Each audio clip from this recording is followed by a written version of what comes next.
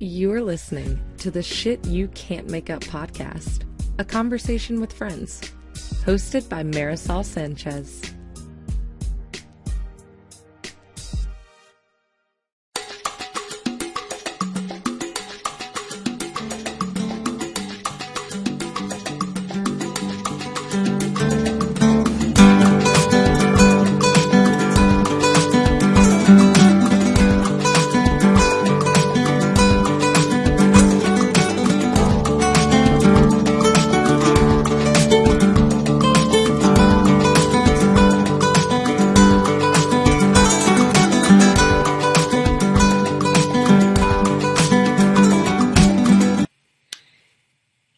Hey, everyone. I got my cousin Fernando on. Fernando? Hello, everyone. I'm back.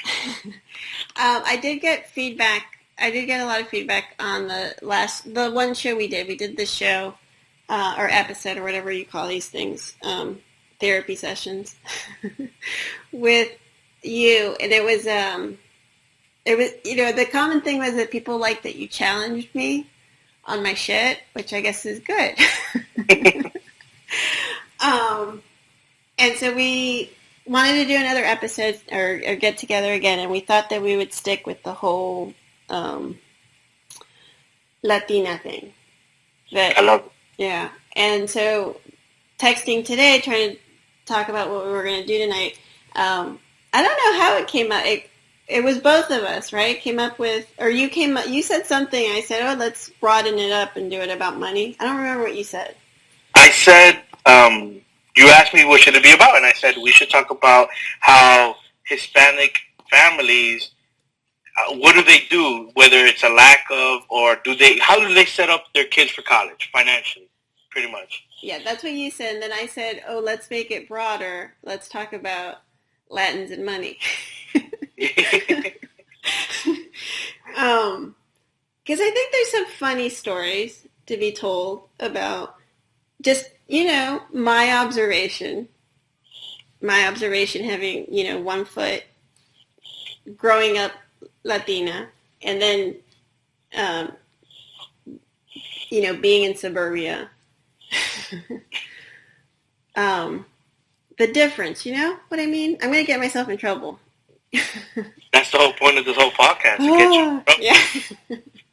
I'm gonna ask the questions to because right now you're caged in. You gotta be real with your audience. You gotta be, you gotta tell them the truth. Oh shit, that's not a problem. That's how you feel. Look, if you spend one hour with me and everything's on my sleeve, I have a podcast. I share everything. Okay, so I'm going to tell you my feelings about money because I actually had to go to therapy to deal with my issues about money. Okay. So I'm going to tell you I'm even going to go further back because I'm going to say not only am I going to talk about my history, but I have some theories on it. Because basically all I still to this day, it's the predominant feeling that I have when it comes to money is fear. Okay. I always have this fundamental fear of scarcity, of losing everything.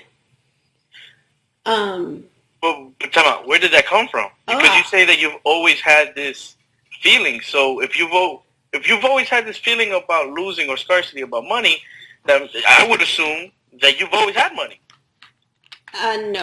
No, that's an assumption that it doesn't hit. I think I'll give you my theories, and I don't know if they're theories, and you can challenge me. But my mother lived, was one of 12 in Honduras, came here. I don't know, married 3 times, ended up here in the States.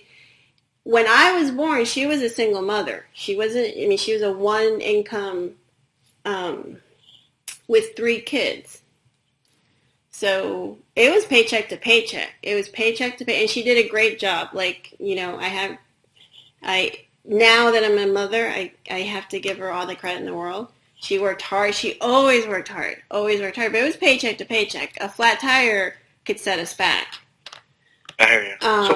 So when you say, you know, you're saying that she provided. She gave you the necessity. She gave you shelter, water, food, and, you know, clothing on your back. That's what you're saying. She did that well. Yes, right. Absolutely, she did. But I also, so I saw that, which was, I mean, I remember my mom had jobs, like her story is so fucking interesting. My mother's story is so fucking interesting. She's had jobs where she was like, she worked for Dun & Bradstreet, you know, office, you know, things were going really well. And there were times where, you know, the economy was bad and she was a laundry attendant, you know, laundromat. Mm-hmm. So, you know, she busted her ass, but it was hard. And I also remember her in her notepad writing down the figures. I remember so many times that she had to call friends or family and make, you know, borrow money. And I remember her on the phone, those landlines. You remember, are you old enough to remember landlines? Yes. Okay. Come on now. In Honduras, they still had a rotary phone. No dial tones, remember? I'm the immigrant here. Yeah. Well, I remember, I don't know if you I don't know, you know, because honestly, we just met. But I remember sometimes coming home and the phone being disconnected because we didn't pay the bill. And, you know that embarrassing ass message that would play? What would it? The subscriber you have called is no longer in service. This phone number, No, please hang up and dial again. Yeah. Something like that. So I think my fear comes from, as a little child, just observing. Mm-hmm. I think my mom had a lot of fear with money, justifiably so, because it, you know, she provided for us. Alone. It was very inconsistent. I don't know what the situation was with my dad, but it was very inconsistent. You know, it was a lot of like, you know what it felt like? It felt like feast or famine. Like some years I was in private school and some years I was not. Wow. We moved a lot. You know, it was just a lot of shit. I remember and I hope I don't embarrass any of my family by telling the story because I've grown from this. But I remember, this is where, okay, I'm going off track. So I think that's where the fear came from. And I also even think, I have a theory that if you go back generationally to probably what I would assume my mom childhood was like, I think it might have been similar to that. I mean, I can't imagine trying to feed 12 kids. I can't fucking imagine. I don't even, breakfast, lunch, and dinner. Like, I have a hard time just taking care of myself. Fuck. So I think that maybe there might be, I don't know if genetics is the right word to put in here, but a psychology, like a fundamental fear of scarcity. And I think I kind of see it in other people, you know, like, I don't know. Well, I think that it has to do with, I don't think it has to do anything with genes. I think it has to do with ignorance and knowledge and applied knowledge. Damn, you're going to get in trouble on this one. I'll take it. I'll fight the bullet on this one, yeah.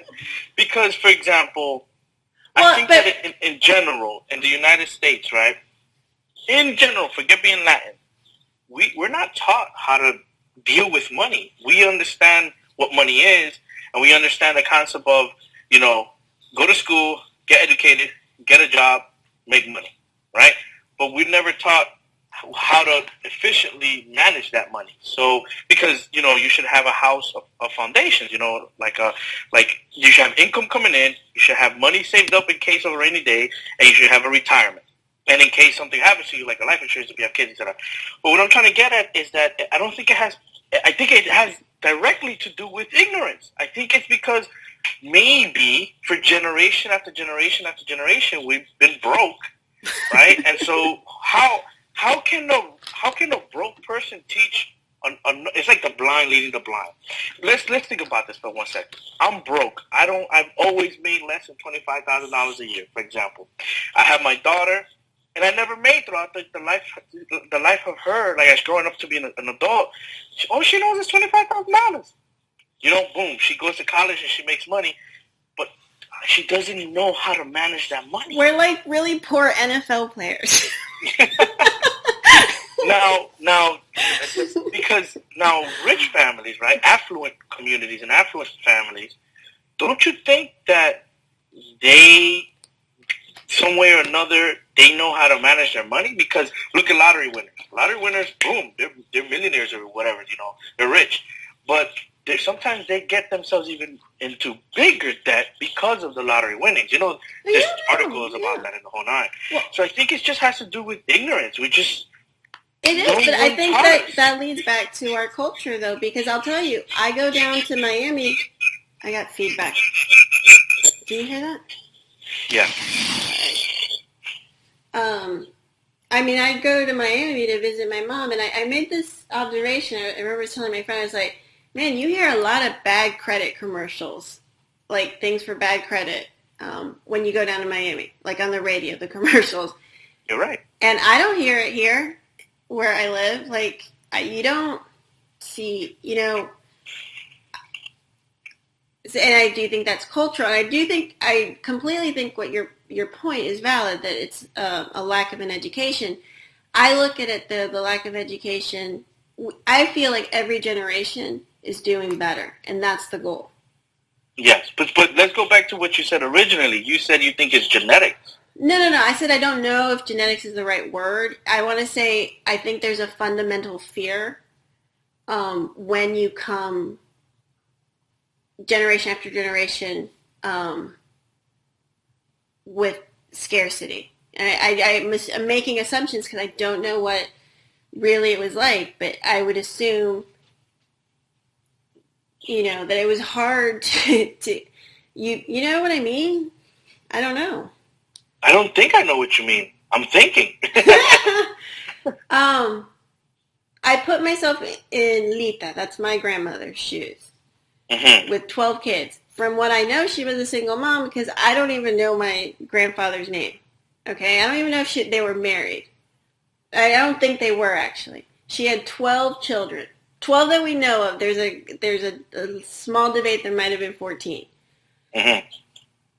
So I'm just making assumptions here.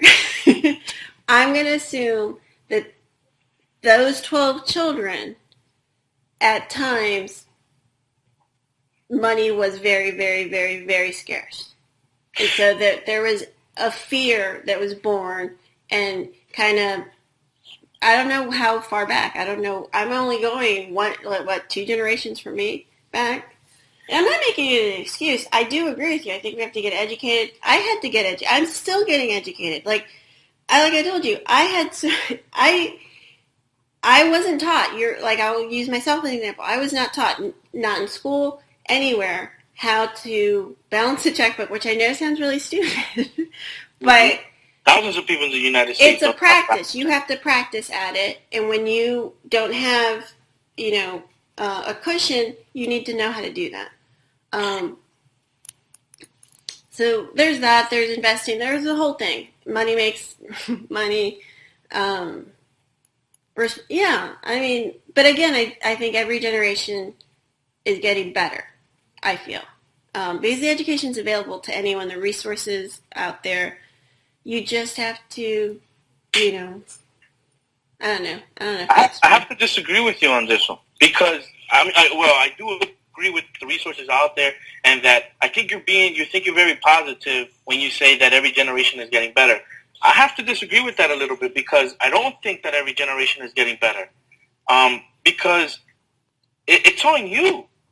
As a parent and as a guardian, you set the tone. You're the coach. And if you don't know it yourself, and you're not from this generation of Google and get on a Mac and do this, if you're not from that generation, you're not going to tell your kids to do that. The kids are going to do that because they saw another kid do that. You know what I'm saying? But there's some communities out there that are stuck in this cycle of debt and just the worst money situations that you can ever think of, and they don't know better. They don't know how to get out of these situations. So, what I'm saying is, I'm saying all that you're saying is true. I'm just saying that there is I don't know if the word psychological is appropriately used here, but there's a cultural reason for it. And I do see a shift. I do think it's improved. I don't know. I guess I shouldn't say I don't know what it is now. I don't know. It's probably, you're right. You're right. I mean, I can tell that just observationally coming back into Miami. I'm like, man, there's just the bad. You see this bad credit in the jingles and the signs, all like in certain neighborhoods. It's just like beginning to end. So why do you think that's the case? I don't know, but I think it's perpetuating it. I think if you grow up seeing that, that's what you think is acceptable. I had bad credit from when now I'm all good. But from when I left I think my freshman year, I ran up debt. I was like, woohoo, I had a card. I had absolutely no discipline, no understanding. I went paycheck to paycheck. And I look back at sometimes I made really good money. Like I made really good money. And I look back and I was like, and I was still in debt. And having nothing to show for it. Mm-hmm. So, so do you feel like your kids you think your kids have that, like, yes, feeling of that fear that you're mentioning earlier? Do you think they have it? I might be a little cavalier with the whole, every generation is better. I think I probably say that because I think of my own kids when I say that. I think it's better for them. And mostly that's because of their father and because of me now, who I am now. And they, are learning from that. I do think, I don't know, God, I hate to talk about this because I don't know if this is a female thing. I don't know if it's a Spanish thing, but I have twins, a boy and a girl. They're going to be 14. And my son, if you've met my son or you meet my son, he has such an understanding of money. And when I say understanding is he has no fear of it. He sees it as, you just want to, accumulate more and saves it and doesn't spend it. He just has this ridiculously very healthy relationship, healthier than anyone I really know.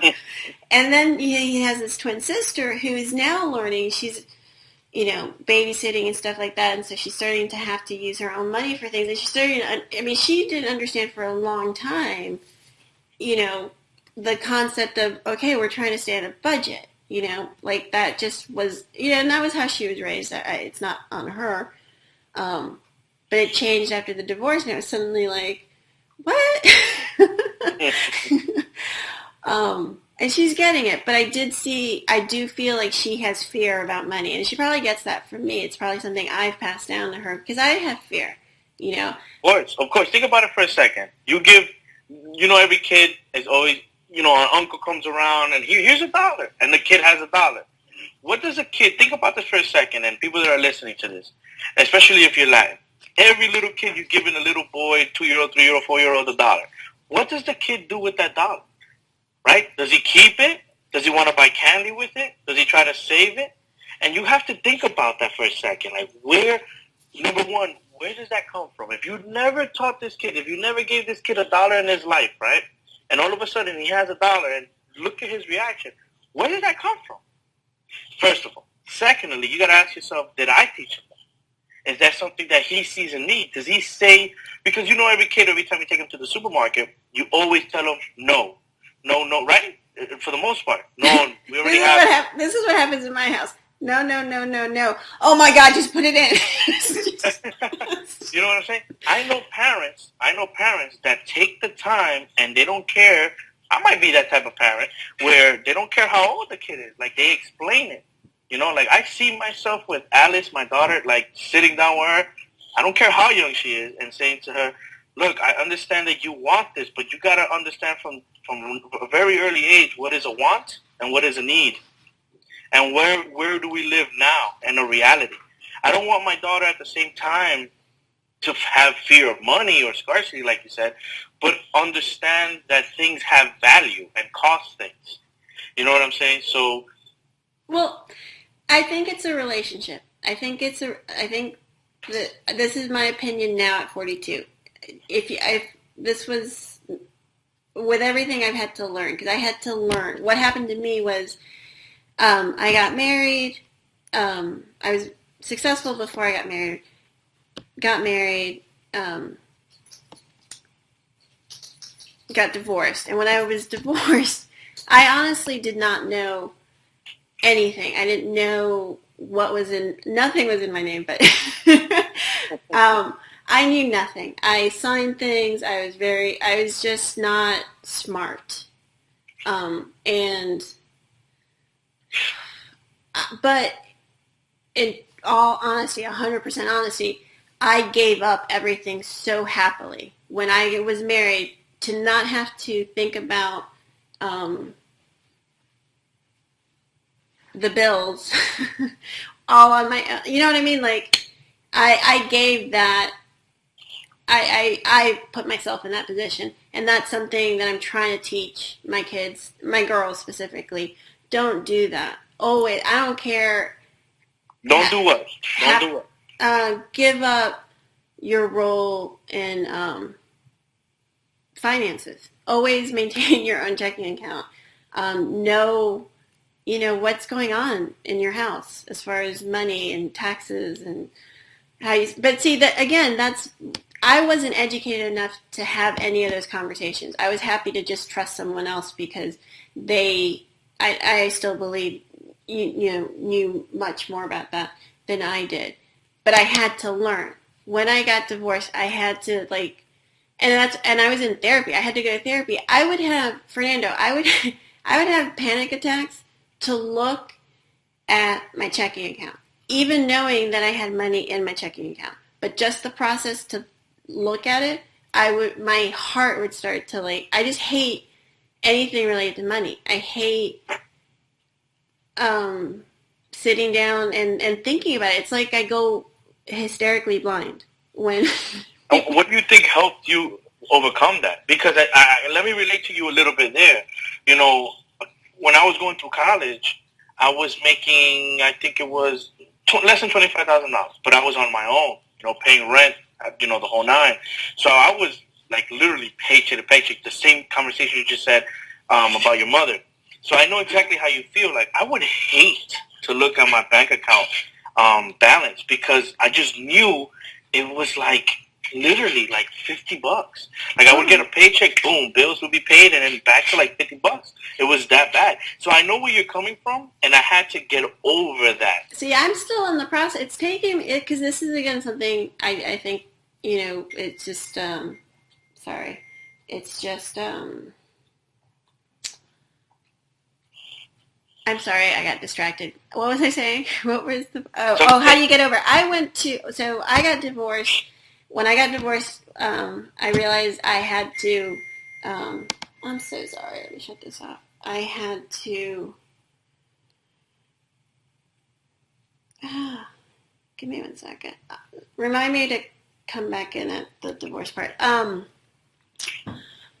had to figure it out. And the first step, I remember going to the banker and sitting down and going through, in my divorce, I had to identify every penny that came in and out. And I had to do it. And I remember an ex-boyfriend sat down with me to do it. And it was it was torturous. And then it was a good exercise because after we went through this exercise where I went through my stuff for 6 months, I was you know what? I'm fairly cheap and I spend a lot of money on my children. There's an ice cream place, Brewster's, and the boyfriend at the time was Brewster, we were adding in all the money. So the first thing I had to do was learn how to even look at money, just look at it as a thing. And I had to go to therapy. And when I was in therapy, it wasn't easy because it's hard to talk about, this inanimate thing. It's easy to sit there and talk about your mom or your dad or your ex-husband, but it's not easy to talk about your feelings. And I had to sit there and say, every time I get up to swipe a card, a debit card, even though I know that there is money in the account, there's no there should be no fear. I still have a fear of the decline. And when it has happened to me, it is the most mortifying, shameful, like I just have physical reaction to money. It's not good. But so step one was going to therapy, like dealing with it, just saying that shit out loud to a therapist. I mean, she made me, there was moments where she's like, it was so hard to talk about it because I felt so stupid. But I had to talk about the fear. Money had this control over me of fear. I was fearful of it. Even in having it, I couldn't be grateful for having it. Mm-hmm. I had to be, even though all the data, everything in my life is like, I should be fucking thanking God every single day. And I do. But I wasn't feeling joy and success. And, I've always felt fear. And I also realized that people were able to use that fear against me. And so that really motivates me to like be responsible. Like I joke that I'm never getting married again. And I really don't think I will because I never want to share that responsibility with anyone ever again. Like I just want to be responsible for myself. No, I completely understand. I mean, one of the number one reasons why, people that are married get divorced is because of finances, But let me ask you a question. Like, everything that you're telling me right now, what happens with the conversation? Is there a conversation between, to your kids about money? Oh, yeah, we've talked about it. They know, and I honestly, I'm not taking credit for my son's thing, but I think my son is he's an observational kid, and he kind of picks and chooses what he wants to emulate and not. And I think he was very astute very early on to be like, mom's batshit crazy when it comes to money. like he'll be like, I mean, dude, he buys and sells stuff on Craigslist, and if he wants something. Ooh. Sorry about that. Oh, no problem. What was it? You okay? Yeah. He just has this really healthy relationship. It's like if he needs $500 for something, he just doesn't worry about it. He figures out a way to get it. And have you ever asked him, like, what do you like? Have you ever asked your son, define money? Yeah, we've had many, many conversations. I don't know what he would say like exactly like that, but we've talked about it because this is getting like really deep into the forest, but I also have a philosophical view on money. It's not only just, educating yourself, not being scared, being grateful for what you have. I do think another aspect of it is being generous. Mm-hmm. Or even when I didn't have money, I always helped. Does that make sense? I don't know. I don't want to sound like an ass. Why are you so afraid about how you sound? Just say it. I remember my boss. There's a boss of mine. This is back way, way before I got married and had kids. I don't know what I was making. Let's say I was making, I don't know what I was making. But I worked in a call center, and so the people that worked under me were making less than me, significantly less, and a lot of them had families. I was always giving my money away. And I've always felt bad about that. And now at 42, I've kind of realized, I think in some almost spiritual way, because I've been a generous person, I've been very fortunate for what I have. Does that make sense? Absolutely. I just come on. That's kind of weird. Let's analyze that for 1 second. You're very fearful of losing money, right? But when you have money and you know you have money, you're still willing to share your money to those in need. So that's actually a good thing, because let's say I hate assumptions, by the way, but let's say I wanted to make an assumption prior to this little story you just told me, and you told me, I have this fear of money. I would say, she probably doesn't donate to anyone because she just gives $100 or $50 or $5 or $1. She might feel like, oh my God, I don't know. Why did I do that? But look what you just said. So that's awesome. That's awesome that you're able to. I think by you giving money to them is therapy for you. I will say that when I give money though, I do feel that it's not a tax write-off. Like it's never, like it's always people. Like I don't but even like this year.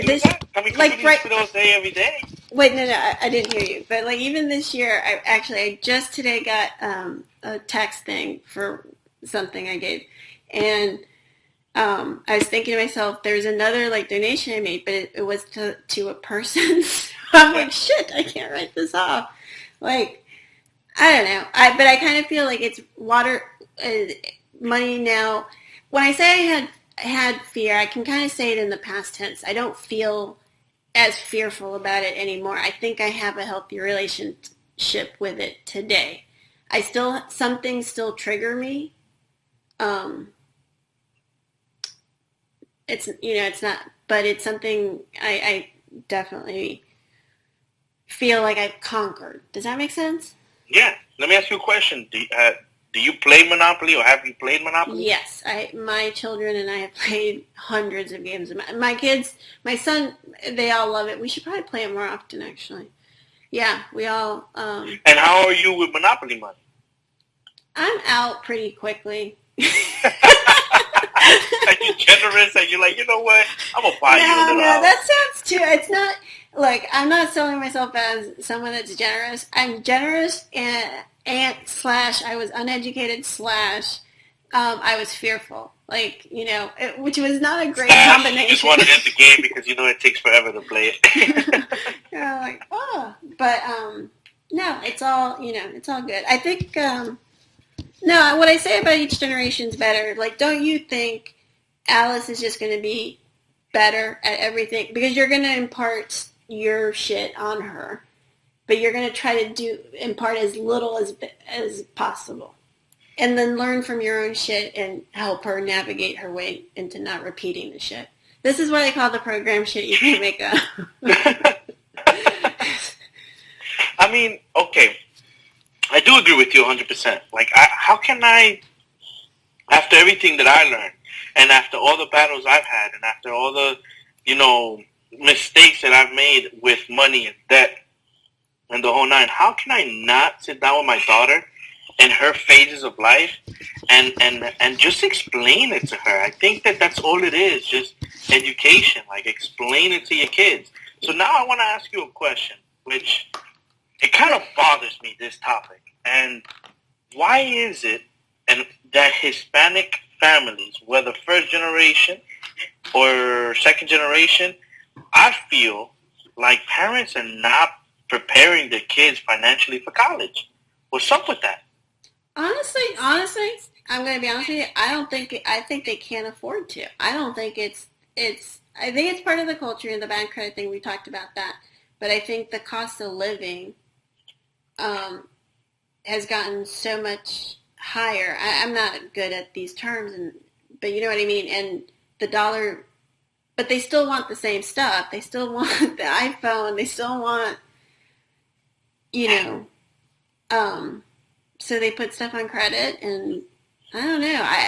When you're in debt, you can't save for the future. Okay, so let's tackle that right there. You have a family right now that is just doesn't make a lot of money, so they use their credit cards a lot because they just don't have money, right? Wait, Fernando, I just want to point out that you're asking me, which is probably the worst person. I just told you my whole history with money. Like, I know. I think the listeners want to listen to your point of view, and at the same time, I think that once you say your point of view, I think that you should think as like, what about the other Hispanic women that are around 40 years old, or the Hispanic women that I know? How do they deal with it? Because let's go back to what you just said. Okay, so you have a family that doesn't make a lot of money and they use their credit cards because they just kind of have to use their credit cards, right? They kind of have to. So now they're in this debt cycle. Does that mean that they shouldn't? Like, what I'm trying to say is that there's not even a conversation about college. The conversation of college to Hispanic parents, to their kids is, you're going to college, right? You know you're going to college. Like, you're nobody if you don't go to college. That's the only conversation. There's no conversation or supplemental conversation saying, hey, look, I'm broke. I'm in debt. I can't pay for your college. So you need to set up this. Like, I'll give you a personal example. My mother, single mother, again, less than $30,000 a year. When it was time for me to go to college, I couldn't do anything without her. I needed her tax information. I needed everything. And it was extremely difficult to get that information from her. So it's like, okay, Mom, you want me to go to college, but financial aid, FAFSA, is asking for my tax information and your tax information until I turn 25. And look how you're treating me. You're being like super reluctant to give me your information. So how am I going to go to college? So forget that. What I'm trying to say is... Yeah, I don't know what to say to that. Yeah, like, you know what I'm saying? Forget that. That's taxes. That's lack of information, again, lack of knowledge, or whatever it is. What I'm trying to get at is, okay, to that broke family, why isn't there a conversation? Why isn't there a game plan? Son, daughter, I'm broke, I'm in debt. We need to find out a way how we can pay for your college. Now, number 2 question. Wait, I got to answer the first one because I'll forget. Let me just say it out there so that the listeners can at least think it. The second question is, I've seen, remember, I'm a financial advisor now. I've sat down with families. I know how much they make. So I've seen Hispanic families that make money. You don't know they make money, but they make money. The reason why you think they're broke is because they're buying property in Honduras. So, so my question is, okay, you make over $100,000 a year, and you do not have a penny saved for your daughter or your son. Are you kidding me? Like, okay, go. That's all I gotta say. I don't get that. Bothers me. How am I supposed to answer that without like getting shot by 10 different cousins? I don't know. I don't know. Look, the conversation. I think you have to be kinder to your parents because it's not a conversation that was had with them. And I think this is how I feel about my mom. She was the same. She expected me to go. But it was never any doubt that if I was going to go, I needed to figure it out. It was on me. And to be honest with you, to this, with having children, you know, my kids have their 529s. But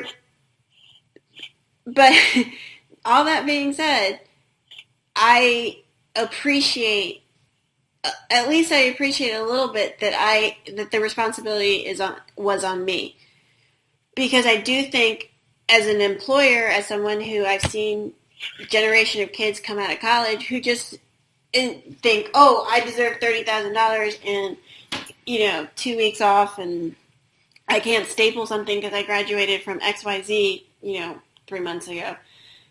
I do think that it's not, yes, there should definitely be a conversation. In a magical, ideal world, they would sit you down and say, Fernandito. So let me ask you a different question, because remember, the topic is about being Latin. Do you think that the same family that makes the same amount of money, but they're white, they're Caucasian, they're Anglo, they're American, who knows how many generations, do you think they have that conversation? Be honest. You think? Yes. So why Hispanics and Latinos don't have that conversation? Because they expect you to know that they can't afford it. I'm sorry. And the ones that can't afford it aren't managing their money. I don't know. I don't know the answer to that. That's like too broad strokes for me. I can't answer that. I can answer for my shit, and I have a lot of shit. And I've seen a lot of shit. I've seen a lot of shit within my own family, and Well, let me make a public service announcement, because it really bothers me. It really does. And I think that as a Latin man, I think this is something that we should change as a Latin community if we want us to grow. Anybody that's right now listening to this, if you are Latin or Hispanic, or not even, but especially if you're Latin or Hispanic, please, at some point in your life, sit down with your kids and tell them the truth about college, and tell them how much it costs, and have a conversation with them, whether you can afford it or not. It's not your fault. Whatever financial situation you're in is not your fault. But you're setting up your child for failure if you don't have a conversation with them about how fast, like you said, you could go to Google and figure this stuff out. But you can't just say to a kid, you better go to college, and okay. I'm pushing back on you. I think you have to look at it with gentler eyes, which is, at least they expect you to go to college. At least we're here. That's weak. No, I don't think that's weak. I think that's weak. No, I really, Okay, I don't think it's weak. That's weak. Um, That's like saying, hey, son, I want you to prosper, but I'm not going to tell you how, and I'm not going to tell you how to, Fernando, they don't know. Words. I There's no action to that. I don't. I think I try to be very specific in other words. I think that how old are you? I'm 20. Oh, by the way, I'm 30 on this Thursday. Okay. Happy early birthday. Thank you. And I don't want to pull the old lady card, but I am going to pull it because I had a lifetime of looking back with eyes of like, this is what you should have done, and da da da, and blah blah blah. And it took me therapy. It took a lot of therapy to look back with compassion and say, holy shit, she was a single mom. Like I could sit back and look back and to all, to the people listening, I hear what you're saying. Yes, we should have that conversation. To the past, there's nothing we can do about it. And that's why every generation should be doing better. That's where I go. It's like,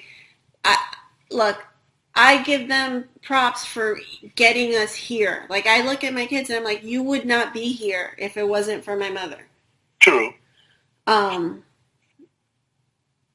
So, and then the other part, the cultural part is, and I talk a lot with my kids. So I'm a big communicator. I didn't grow up that way. And I don't know if that was cultural or not. But I do think that that's something that's changing.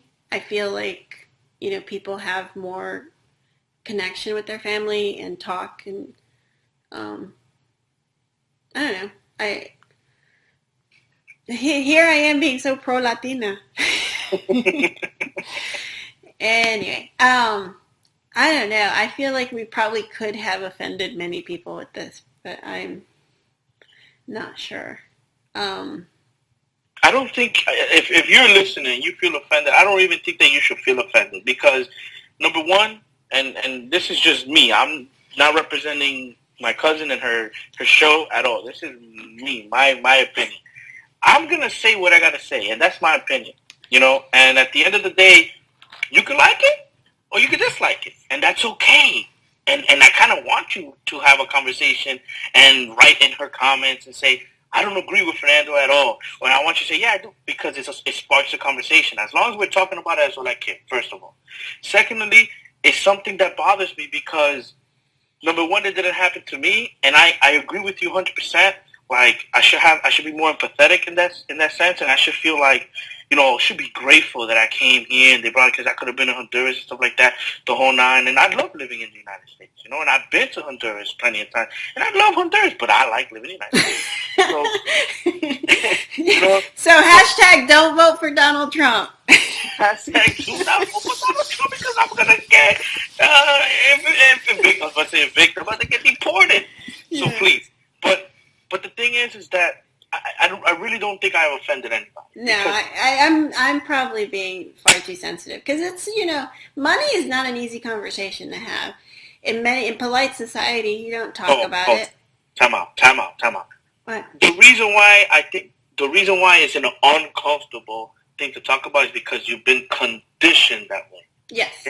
That's the only reason why you can say that sentence. Yeah, is because you've been conditioned that way. So we need to, go to get some head and shoulders and recondition that. We need to recondition our thoughts and talk about it. Please, again, I'm going to say it one more time. Just have a conversation with your child. Your child is 15, 16. Like, I understand, like my mother. She didn't know about an SAT or, the standard test that you need to take. Granted, that's fine. That was on me. I go to school. My teachers are telling me, okay, in high school, you need to prepare for college. So you need to take these standardized tests to be accepted. Granted, some parents don't know that exists. But the point that I'm trying to make is that I think parents know that college is expensive. You know what I'm saying? And if you don't want, I think there's a general consensus where parents want their kids to have a better life, right or wrong, listeners. So how can you set them up for success knowing, put it together, let's put these apples together now. School is very expensive and you don't want them to live in the debt lifestyle that you live in. So don't you think that it would be a good conversation to talk about how let's make sure that when you go to college, you don't have this huge amount of debt because you're going to end up like me, if not worse. Yeah. How much is you that had, you were talking about your employees that just got out of college. How much right now, how much do you think in general college, four-year college, let's say they had to get loans for the entire thing. How much do you think they owe? Probably in the six figures, I would guess. There you go. Yeah. That's a lot more debt than your own parents than that little lad. No, but I think the cost of it's just I'm not an economist. I just spent however long we've been on this podcast explaining how bad I am with money. But I do feel I have a sense of the cost of college to what people are making. It's like the middle class I just don't understand how you can make it sometimes. But let's demystify it. Like it doesn't have to be so complicated. No, it doesn't. It doesn't. You're right. It's very simple. College is expensive. How are you going to pay for it? That's it. Yeah. That's it. All right, love. I think on that note, you need to hashtag this one because I don't even know where to start. You can think about it. Thank you. And I'd love to have you back on. I don't even know what else we could possibly talk about that is more incendiary than I hated being Latin, plus Latins are bad with money. That's the title. Latins are bad with money. Latins are bad with money. All right. Love you. Talk to you soon. Say bye, bye to your wife. Have fun. Okay. Take care. Bye.